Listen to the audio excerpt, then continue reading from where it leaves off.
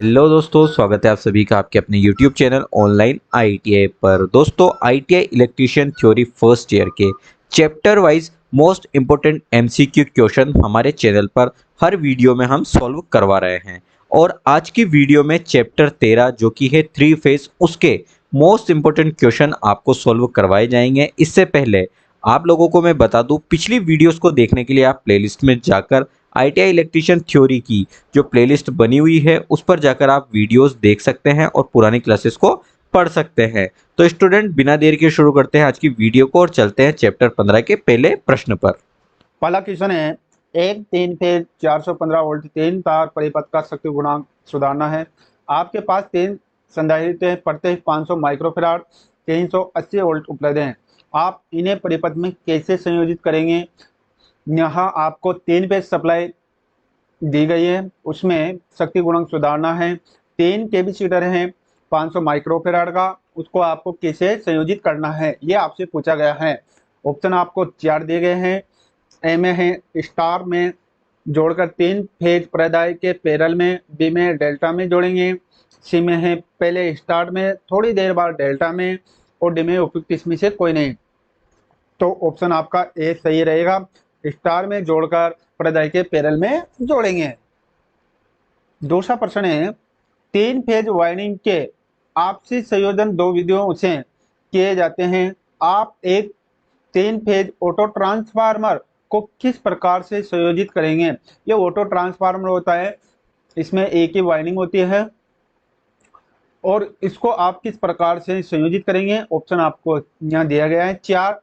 ए में है डेल्टा में, बी में है स्टार में, सी में है समांतर डेल्टा में, डी में है श्रेणी डेल्टा में। यहाँ हम स्टार में संयोजित करेंगे क्योंकि जो स्टार होता है उसमें न्यूट्रल होता है, डेल्टा में न्यूट्रल नहीं होता है।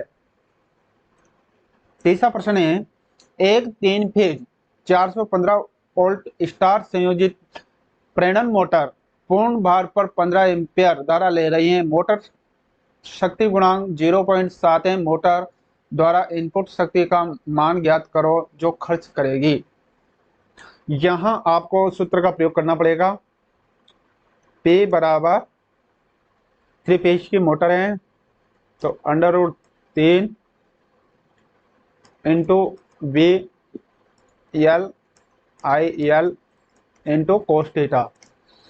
तो √3 का मान होता है 1.73 इंटू वोल्टेज आपको दिया गया है 415, धारा का मान 15। इसके बाद में आपको शक्ति गुणांक का मान दिया हुआ है 0.7। जब इनको गुणा करेंगे आप तो आपका 7 पॉइंट किलोवाट के आसपास आ जाएगा। तो ऑप्शन आपका 7.5 आ जाएगा, तो सी सही है। क्वेश्चन नंबर 4 है, एक 3 फेज प्रणाली में लाइन ओरता को खालिस्तान के मध्य मापते हैं। लाइन ओरता व फेज ओरता कौन से प्रकार संयोजन में बराबर होती है? बहुत अच्छा है। यहाँ देखो, लाइन वोल्टेज और फेज वोल्टेज, ये लाइन धारा, नीचे है लाइन वोल्टेज फेज वोल्टेज। यहाँ को आपको समझना पड़ेगा ये दोनों बराबर किस में होता है। 2 फेजों के मध्य डेल्टा संयोजन, न्यूट्रल व अर्थ के बीच स्टार संयोजन, सी में है न्यूट्रल व फेज के बीच स्टार संयोजन, डी में है न्यूट्रल व फेज के बीच टसर संयोजन। जो टसरी संयोजन होता है ये ट्रांसफार्मर में लागू होता है। यहाँ 3 फेज की बात की गई है। लाइन वोल्टेज और फेज वोल्टेज ये हमेशा डेल्टा में होता है, तो 2 फेजों के मध्य डेल्टा संयोजन, ऑप्शन आपका ये सही है। पांचवा प्रश्न है, आपको त्रिकला परिपथ, त्रिकला का मतलब 3 फेज की बात कर रहा है, परिपथ की वास्तविक शक्ति, आवासीय शक्ति, प्रतिघाती शक्ति ज्ञात कराती हैं। वास्तविक शक्ति, आवासीय शक्ति और प्रतिघाती शक्ति ज्ञात कराती हैं। ऑप्शन आपको यहाँ क्या दिए गए हैं। 2 ए में है 2 एलिमेंट प्रकार त्रिकला वाट मीटर द्वारा, बी में है 2 वाट मीटर विधि द्वारा, सी में है 3 एलिमेंट 4 तार त्रिकला वाट मीटर द्वारा, डी में है 3 एलिमेंट, 3 तार, 3 कला वाट मीटर द्वारा, तो हमेशा ये दो वाट मीटर विधि द्वारा ज्ञात कराई जाती है। प्रश्न है छठा, कला अनुक्रम सूचक जो आपके फेज की जांच करता है। जब 3 कला प्रदाय का मतलब होता है सप्लाई से संयोजित किया जाता है, तो देखा गया है कब प्रदाय उल्टी दिशा में घूर्णन कर रहे हैं। प्रदाय का अभिज्ञात कला अनुक्रम है।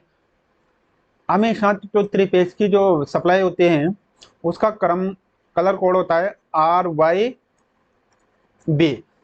जब आप इसे चेक करेंगे तो ये कला अनुक्रम सूचक है, तो ये बताता है कि यह प्रदाय उल्टी दिशा में घूर्णन कर रहा है।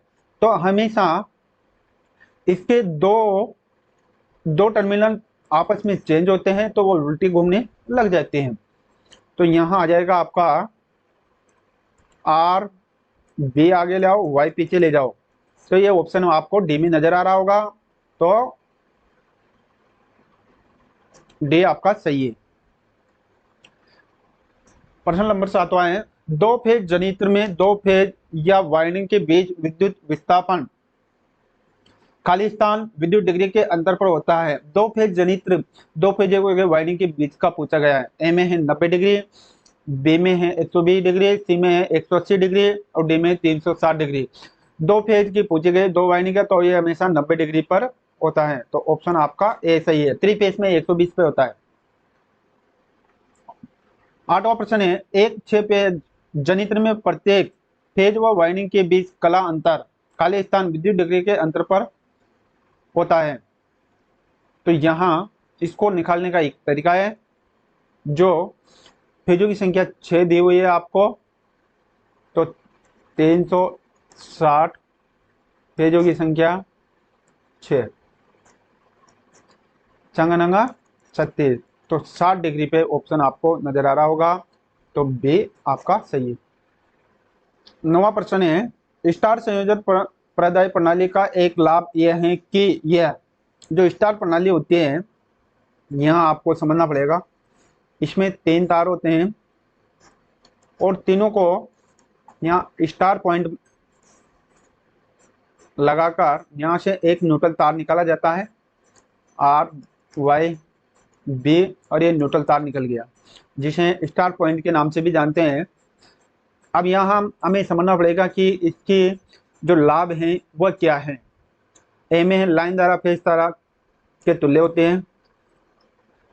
बी में 2 वोल्टेज का मान उपयोग हो सकता है, बिल्कुल बात सही है। सी में आसानी के फेज अनुक्रम बढ़ता जाता है, गलत बात है। डी है ये सरल प्रबंधक होता है, ये भी गलत है। तो ऑप्शन यहाँ बी सही है, 2 वोल्टेज का मान उपयोग हो सकता है, तो आपका आंसर बी सही है। 10वां प्रश्न है, किसी 3 फेज प्रणाली में जब सभी फेजों में खाली स्थान समान हो तो 3 फेज बार संतुलित कहलाता है।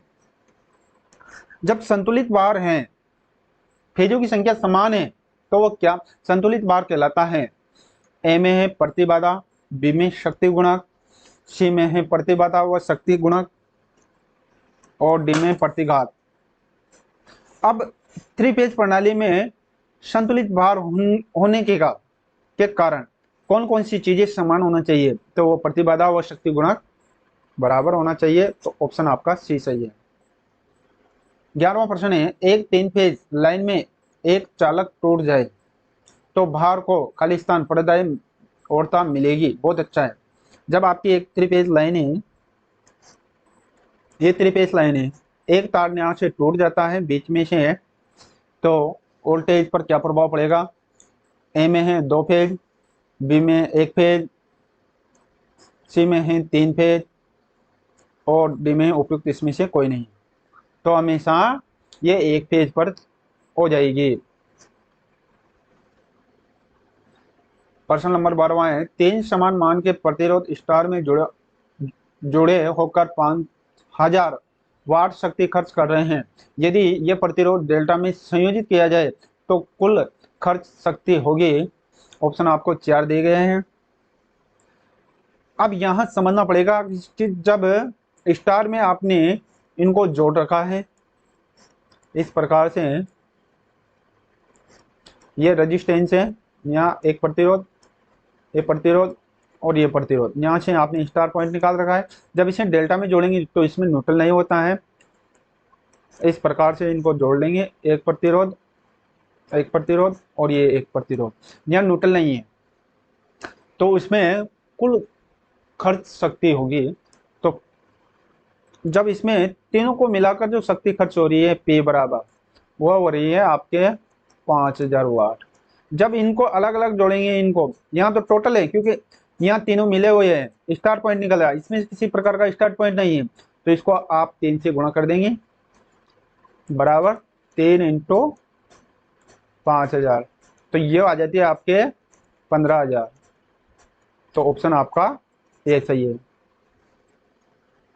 13वां प्रश्न है, 3 समान मान के प्रतिरोध स्टार में जोड़े गए हैं जो 12 एम्पीयर लाइन द्वारा ले रहे हैं वह, यदि इन्हें प्रतिरोधों को डेल्टा में जोड़ा जाए तो लाइन धारा का मान होगा, यहाँ स्टार में आपने जब इसे जोड़ा है तो स्टार में यह धारा आपके 12 एम्पीयर की ले रहा है, डेल्टा में जोड़ेंगे तो ये कितनी धारा लेगा, क्योंकि डेल्टा में 3 गुना अधिक हो जाते हैं। अभी प्रतिरोधों का भी बताया था मैंने, तो यहाँ 12 इंटू 3 36 एम्पियर, तो ऑप्शन में आपको मिल जाएगा डी सही है। 14वां प्रश्न है, एक 3 फेज 4 तार प्रणाली में असंतुलित भार को मापने के लिए न्यूनतम वाट मीटर की संख्या होना चाहिए। असंतुलित भार नापने के लिए 3 फेज सप्लाई है, ऑप्शन ए में 1, बी में है 2, सी में है 3 और डी में है 4, तो हमेशा 3 वाट मीटर की आपको आवश्यकता पड़ेगी, तो ऑप्शन आपका सी सही है। 15वां प्रश्न है, एक 2 वाट मीटर विधि में दोनों वाट मीटर की रीडिंग का बीज गणितीय योग वास्तविक शक्ति दर्शाएगा यदि ए में है बार संतुलित है, बी में 2 फेज अनुक्रम अपरिवर्तित रहता है, सी में है स्रोत में संतुलन नहीं है, डी में न्यूट्रल तार उपलब्ध जिसमें धारा प्रवाह 0 है। तो यह हमेशा न्यूट्रल तार उपलब्ध जिसमें धारा 0 है उसी में दर्शाएगा, तो डी सही है आपका। 16वां प्रश्न है, 3 फेज परिपथ में शक्ति मापन के लिए 3 वाट मीटर विधि का उपयोग नहीं किया जाता है क्योंकि ऑप्शन आपको यहाँ 4 दिए गए हैं। ए में इस विधि में 3 वाट मीटर की आवश्यकता होती है, बी में यह जटिल होता है, सी में है यह सामान्यतः न्यूट्रल उपलब्ध नहीं होती है और डेल्टा संयोजन भार को खोला नहीं जाता, डी में उपयुक्त इसमें से कोई नहीं। तो यह हमेशा सामान्यतः न्यूट्रल उपलब्ध नहीं होता है और डेल्टा संयोजन भार को नहीं खोला जाता है, तो ऑप्शन आपका सी सही है। 17वां प्रश्न है, 3 फेज असंतुलित सावधिक जटिल भार होता है, ए में है असंतुलित डेल्टा संयोजित भार, बी में है असंतुलित स्टार संयोजित 4 तार भार, सी में है असंतुलित 3 तार स्टार संयोजित भार और डी में है उपयुक्त इसमें से कोई नहीं। तो यह है असंतुलित 3 तार स्टार संयोजित भार होता है, तो ऑप्शन आपका सी सही है। 18वां प्रश्न है, उपयुक्त प्रश्न में भार शक्ति गुणांक का मान होगा, ऑप्शन में ए में है 0.9, बी में है 0.833, सी में है 0.95 और डी में है 0.8, तो यह हमेशा 0.833 होता है। 19वां प्रश्न है, एक 3 फेज परिपथ में वास्तविक शक्ति ए में अनुमानित शक्ति से अधिक नहीं होते हैं, बी में है अनुमानित शक्ति से अधिक हो सकती है, सी में वर्णन अपर्याप्त है, डी में उपयुक्त इसमें से कोई नहीं। तो ये हमेशा अनुमानित शक्ति से अधिक नहीं होते हैं, तो ऑप्शन आपका ये सही है। 20वां प्रश्न है, एक पश्चिमगामी शक्ति गुणांक में खाली स्थान जोड़कर सुधार कर सकते हैं। पश्चिमगामी शक्ति गुणांक है, उसमें क्या जोड़कर आप सुधार सकते हैं? ए में भार के समांतर में प्रेरक तत्व जोड़कर, बी में भार के समांतर में संधारित्र जोड़कर, सी में भार के समांतर में प्रतिरोध जोड़कर, डी में भार बदलकर। तो हमेशा भार के समांतर क्रम में संधारित्र जोड़कर, तो ऑप्शन आपका बी सही है। 21वां प्रश्न है, जब 3 फेज परिपथ में संतुलित होता है तो न्यूट्रल में खालिस्तान होती है। ए में शून्य धारा, बी में प्रत्येक फेज में की 1/3 धारा, सी में फेज की आधी, डी में उपयुक्त इसमें से कोई नहीं, तो हमेशा शून्य धारा होती है, तो ऑप्शन आपका ए सही है। 22वां प्रश्न है, एक 3 फेज प्रतिरोधक भार में 2 वाट मीटर विधि से शक्ति मापन किया गया है। वाट मीटर W1 व वाट मीटर W2 के पाठ्यांक का मान होगा। यहाँ जो आपको जो निशान नजर आ रहे होंगे, ये है आरोही क्रम और यह है अवरोही क्रम, और ये बराबर का निशान है। 3 निशान आपको दिए गए हैं। ए में है W1 आरोही क्रम का चिन्ह W2, बी में है W1 अवरोही क्रम का चिन्ह W2, सी में है W1 बराबर W2, डी में है W1 बराबर 1/2 W2। तो जो वाट मीटर है, दोनों वाट मीटर बराबर रीडिंग देंगे, तो ऑप्शन आपका सी सही है, W1 बराबर W2। 23वां प्रश्न है, शक्ति वितरण उपकरणों की अधिक दक्षता पूर्वक उपयोग करने के लिए शक्ति गुणक का मान होगा। ऑप्शन आपको 4 दिए गए हैं। ए में है 0.707, बी में है 1, सी में है 0.5 और डी में है 0.866। तो ऑप्शन आपका बी सही रहेगा, अधिकतम मान 1 होता है, तो ऑप्शन आपका बी सही है। 24वां प्रश्न है, डेल्टा पद्धति में लाइन धाराओं के बीच फेज संबंध होता है। ए में है प्रत्येक लाइन करंट के बीच 30 डिग्री, बी में प्रत्येक लाइन करंट के बीच 60 डिग्री, सी में प्रत्येक लाइन करंट के बीच 120 डिग्री और डी में है प्रत्येक लाइन करंट के बीच 43 डिग्री। तो हमेशा 3 फेज सप्लाई है, तो ये प्रत्येक लाइन करंट के बीच 120 डिग्री का कोण का अंतर होता है, तो ऑप्शन आपका सी सही है। 25वां प्रश्न है, एक न्यून पश्चिमगामी शक्ति गुणक के परिमाण स्वरूप खालिस्तान होता है। जब परिपथ में जब शक्ति गुणांक या न्यून यानी पश्चिमगामी होता है, तो क्या परिणाम सामने आता है, यह आपसे पूछा गया है। ए में श्रेष्ठ औरता नियमन, बी में निम्न श्रेणी का औरता नियमन, सी में है अपर्याप्त डाटा और डी में उपयुक्त इसमें से कोई नहीं। तो यह हमेशा निम्न औरता नियमन रहता है, तो ऑप्शन आपका बी सही है। 26वां प्रश्न है, यदि एक वाट मीटर सामान्य भार से जुड़ा है परंतु इसकी सुई उल्टी दिशा में पाठ्यांक दर्शा रही है, परिपथ में धारा और वोल्टेज में खालिस्तान। जब आप एक वाट मीटर से सामान्य भार से जोड़कर उसका रीडिंग ले रहे हैं, तो उसकी सुई उल्टी दर्शा रही है, तो धारा वोल्टेज के बीच क्या संबंध है, ये आपसे पूछा गया है। ए में 90 डिग्री से अधिक कला अंतर, बी में है 90 डिग्री से कम कला अंतर, सी में अपर्याप्त डाटा और डी में उपयुक्त इसमें से कोई नहीं है। तो यह हमेशा 90 डिग्री से कम कला अंतर पर होता है, तो ऑप्शन आपका बी सही है। 27वां प्रश्न है, यदि उपर्युक्त चित्र के परिपथ में एक अन्य उसी क्षमता धारिता का संधारित्र और जोड़ दिया जाए, परिपथ का शक्ति गुणांक ए में है घट जाएगा, बी में बढ़ जाएगा, सी में अपरिवर्तित रहेगा और डी में आधा रह जाएगा। तो ये हमेशा बढ़ जाता है, तो ऑप्शन आपका बी सही है। 28वां प्रश्न है, यदि उपयुक्त प्रश्न में संधारित्र के स्थान पर प्रेरक तत्व जोड़ दिया जाए तो शक्ति गुणक होगा। ए में 0.85 से कम, बी में 0.85, सी में 0.85 से अधिक और डी में 0.95। तो ये हमेशा 0.85 से कम होगा, तो ऑप्शन आपका ये सही है। 29वां प्रश्न है, एक 3 फेज संतुलित भार परिपथ न्यूट्रल चालक में धारा होते हैं। ऑप्शन आपको 4 दिए गए हैं। ए में है 3 फेज धारा, बी में है 3 लाइन धारा, सी में है फेज धारा बटा 2 और डी में है 0। तो इसका मान हमेशा 0 होता है, तो ऑप्शन डी सही है आपका। 30वां प्रश्न है, 3 फेज परिपथ में प्रत्येक फेज में भार बराबर हैं।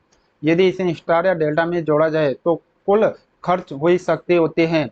ऑप्शन आपको यहाँ 4 दिए गए हैं। ए में है 3 लाइन वोल्टेज इंटू लाइन धारा कोस थीटा, बी में है √3 फेज वोल्टेज फेज धारा इंटू कोस थीटा। सी में है 3 फेज वोल्टेज फेज धारा इंटू कोस थीटा। डी में है √2 लाइन वोल्टेज लाइन धारा कोस थीटा। तो ये हमेशा 3 इंटू फेज वोल्टेज फेज धारा इंटू कोस थीटा होती है। तो ऑप्शन आपका सी सही है। 31वां प्रश्न है, एक 3 फेज प्रत्यावर्तक का मतलब होता है अल्टरनेटर में प्रत्येक कुंडलन के बीच फेज अंतर होता है। ए में 180, बी में है 120, सी में 160 और डी में 240। तो ये हमेशा इसका 120 क्योंकि 3 फेज का होता है। 32वां प्रश्न है, एक स्टार संयोजित 3 फेज संतुलित भार परिपथ में 1 वाट मीटर विधि से शक्ति मापन में कुल शक्ति का मान होता है। 1 शक्ति वाट मीटर से नापा गया है। 3 फेज स्टार संयोजन है। ऑप्शन आपको 4 दिए गए हैं। ए में √3 इंटू वाट, बी में 3 इंटू वाट, सी में है वाट बटा √3, डी में √2 इंटू वाट। तो हमेशा 3 फेज से 3 इंटू वाट। ऑप्शन बी सही है। 33वां प्रश्न है, 2 वाट मीटर से 3 फेज तार प्रणाली में शक्ति माप सकते हैं। ए में केवल संतुलित भार, बी में है केवल असंतुलित भार पर, सी में है संतुलित व असंतुलित भार पर, डी में न्यूट्रल को खुला छोड़कर। तो ऑप्शन आपका सी सही है, संतुलित व असंतुलित भार पर। 34वां प्रश्न है, एक 3 फेज परिपथ में शक्ति गुणांक बढ़ाने के लिए जोड़े जाने वाले कैपेसिटर की इकाई होते हैं। कैपेसिटर को किस में नापते हैं ये आपसे पूछा गया। ए में है किलो वोल्ट एम्पियर, बी में है किलो वोल्ट एम्पियर आर, सी में किलोवाट, डी में एचपी। तो इसे हमेशा किलो वोल्ट एम्पियर आर में नापते हैं। तो ऑप्शन आपका बी सही है।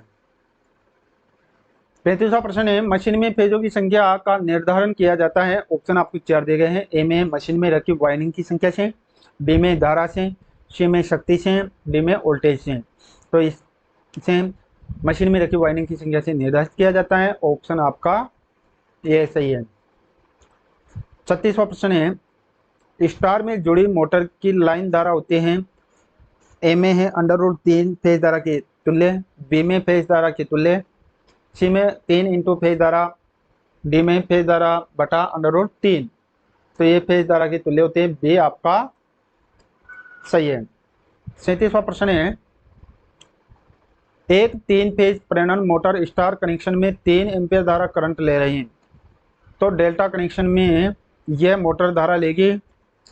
तो डेल्टा में वह 3 गुना अधिक हो जाएगी। तो 3 इंटू 3 तो 9 एम्पीयर आपको नजर आ रहा होगा। तो ऑप्शन आपका बी सही है। 38वां प्रश्न है, एक औद्योगिक प्रदाय प्रणाली में फेजों की संख्या होती है। ऑप्शन आपको 4 दिए गए हैं। ए में 1, बी में 3, सी में 4 और डी में 2। तो ये हमेशा 3 फेज प्रणाली होती है। 39 प्रश्न है, संतुलित भार तारा यानी स्टार से जुड़े 3 फेज की एकल वाट मीटर विधि से मापी गई कुल शक्ति खालिस्तान के बराबर होती है। तो ऑप्शन आपको 4 दिए गए हैं। तो 1.414 इंटू वाट, बी में है 0.707 इंटू वाट, डी में है 1.732 इंटू वाट और डी में है 3 इंटू वाट। तो ये हमेशा 3 इंटू वाट होते हैं। तो डी आपका सही है। 40वां प्रश्न है, 3 फेज तार प्रणाली में खालिस्तान के साथ 3 फेज शक्ति को मापने के लिए 2 वाट मीटर उपयोग किया जा सकता है। ए में है संतुलित भार, बी में है असंतुलित भार, सी में है संतुलित तथा असंतुलित भार, डी में है संतुलित के बाहरी भार। तो इसका प्रयोग संतुलित तथा असंतुलित भार के लिए प्रयोग किया जाता है। तो ऑप्शन आपका सी सही है। दोस्तों ये थे चैप्टर 15 3 फेज के मोस्ट इम्पोर्टेंट क्वेश्चन। इनको एक बार आप और ज़रूर से पढ़ लेवें क्योंकि एग्ज़ाम्स में आपके इनमें से कोई ना कोई क्वेश्चन ज़रूर आने वाला है स्टूडेंट। इसके अलावा आगे आने वाली वीडियोस में हम आपके लिए जो नीमी वाले जो क्वेश्चन हैं जो कि नीमी क्वेश्चन बैंक से बनाए जाते हैं वो भी आपको सॉल्व करवाने वाले हैं और उन क्वेश्चन को भी आपको हम एक एक करके सॉल्व करवाएंगे जिससे कि आप अच्छे से हर प्रश्न को समझ पाएँ। तो स्टूडेंट आगे आने वाली वीडियोज़ को सबसे पहले देखने के लिए आप हमारे चैनल को सब्सक्राइब करके बेल आइकन दबा दें। साथ ही वीडियो अच्छा लगा तो इसे लाइक ज़रूर कर दें। मिलते हैं अगली वीडियो में। Take care.